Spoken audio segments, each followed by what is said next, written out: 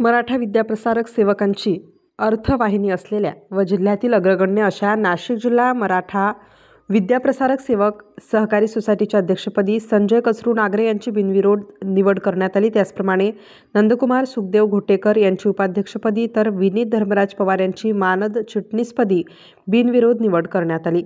सहकारी संस्था नाशिक अध्यासी अधिकारी शैलेश पोद्दार यांच्या अध्यक्षतेखाली गुरुवार दिनांक 19 डिसेंबर रोजी झालेल्या सभेत समर्थ पॅनलचे प्रमुख मार्गदर्शक प्राध्यापक नानासाहेब दाते, गुलाबराव भामरे, आर शिंदे यांच्या उपस्थितीत नवीन पदाधिकाऱ्यांची बिनविरोध निवड करण्यात आली। सोसायटीने आजपर्यंत पारदर्शकता, काटकसर, शिस्त व संघर्ष या चतुर्सूत्रीच्या कामकाजाच्या जोरावर अनेक राज्य व राष्ट्रीय स्तरावरील सहकार क्षेत्रातील पुरस्कार प्राप्त केले आहेत।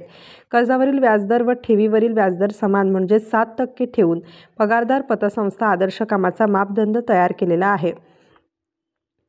सभासदांसाठी वेतनाच्या टप्प्यानुसार दीर्घ 50,000 रुपये व आकस्मिक कर्ज 75,000 रुपये दिले जाते। त्यामुळे मविप्र संस्थेच्या व सेवक सोसायटीच्या नावलौकिकास साजेसे काम करण्याचे आश्वासन नवनिर्वाचित अध्यक्ष संजय नागरे, उपाध्यक्ष नंदकुमार घोटेकर, मानद चिटणीस विनीत पवार यांनी दिले।